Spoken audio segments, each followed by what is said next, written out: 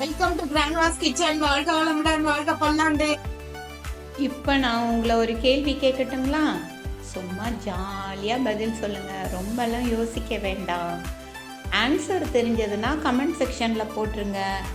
எல்லா காயத்துக்குமே மருந்து போடலாம், ஆனால் இந்த காயத்துக்கு மாத்திரம் மருந்தே போட முடியாதுங்க.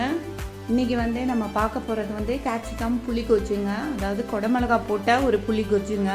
இதில் வானொலி வச்சுருக்கேங்க. வானொலி வச்சு அதில் ஒரு 2 ஸ்பூன் அளவுக்கு எண்ணெய் ஊற்றிக்கலாங்க.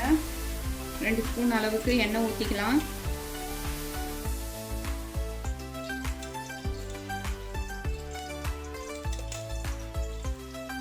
எண்ணெய் காஞ்சிருச்சுங்க. அதில் கடுகு, கொஞ்சமாக உளுத்தம்பருப்பு, சீரகம் கொஞ்சம். எல்லா சமையல்லையும் நம்ம சீரகம் சேர்த்துட்டோம்னா அது கொஞ்சம் குளிர்ச்சியாக இருக்குங்க உடம்புக்கு.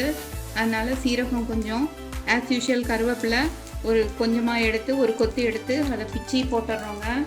போட்டுட்டு இதில் பச்சை மிளகா போடுறேன்.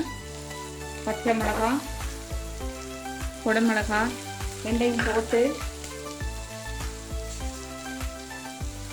கொஞ்சம் ஃப்ரை பண்ணலாங்க. இது கொஞ்சம் நல்லா டீப்பாக ஃப்ரை பண்ணணுங்க. ஃப்ரை பண்ணுறதுல தான் அதோட டேஸ்ட்டே இருக்குது. இப்போ நம்ம அந்த சின்ன துண்டு பெருங்காயத்தையும் போட்டுக்கலாங்க. அதுவும் இதோடு சேர்ந்து கலந்து ஃப்ரை ஆகணுங்க. இந்த பச்சை மிளகாயெல்லாம் கொஞ்சம் கலர் சேஞ்ச் அளவுக்கு ஃப்ரை பண்ணிக்கலாம். இப்போ தக்காளியை போட்டுக்கலாங்க. தக்காளி போட்டுடலாம்.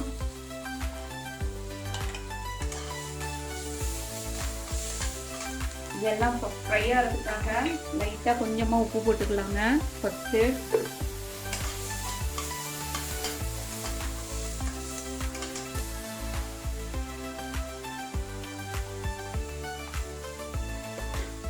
ஆல்ரெடி சொன்ன மாதிரி தக்காளி நல்லா ஸ்மாஷ் ஆகிற மாதிரி ஃப்ரை ஆகணும்னா அதில் லைட்டாக சுகர் போட்டுக்கணுங்க. பாருங்கள், சும்மா ஒரு 10 கிறிஸ்டல்ஸ் இருக்கிற மாதிரி சுகர் போட்டுருக்கேன். இது எல்லாத்தையும் நம்ம சேர்த்து ஃப்ரை பண்ணுறாங்க. நல்லா ஃப்ரை ஆகி வந்த உடனே அதில் நம்ம கரைச்சி வச்ச புளித்தண்ணி கொஞ்சம் தேவையான அளவு தண்ணியை ஊற்றி வச்சுருக்கோங்க. ஊற்றிட்டு அது கொஞ்சம் கொதிக்கிற வரைக்கும் கொதிக்கட்டுங்க. அது கூட நம்ம உப்பு போட்டுக்கலாங்க. உப்பு, மஞ்சத்தூள் கொஞ்சமாக போட்டுக்கலாங்க. இது எல்லாத்துக்கும் காரம் நம்ம பச்சை மிளகா போட்டதுலேயே வந்திருக்கோம்.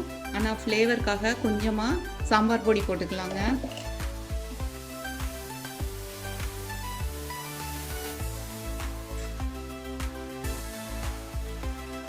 இப்போ இது நல்லா கொதிச்சு வரட்டுங்க.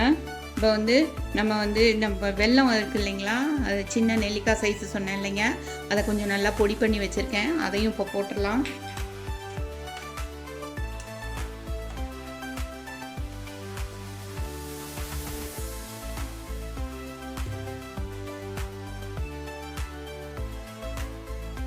நல்லா கொதிக்கட்டுங்க. ஒரு 10 நிமிஷம் கொதிக்கட்டும். இது புளிகொஜ்ஜு நல்லா கொதித்து வந்துட்டு இருக்குங்க. இது தோசைக்கு, அப்புறம் இது முடக்கத்தான் தோசை, அது மாதிரி கீரை வகையான தோசைகளுக்கு எல்லாத்துக்குமே ரொம்ப நல்லா இருக்குங்க இந்த புளிகொஜ்ஜு. பொங்கலுக்கு கூட சமயத்தில் ரொம்ப நல்லாயிருக்கும்.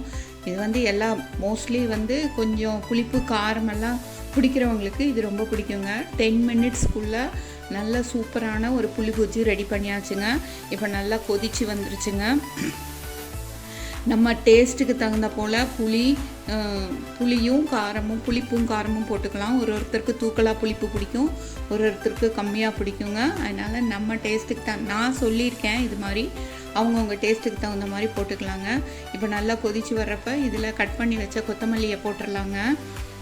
கொத்தமல்லியை போட்ட உடனே அடுப்பை ஆஃப் பண்ணிவிட்டு சர்விங் பவுலுக்கு மாற்றிடலாங்க.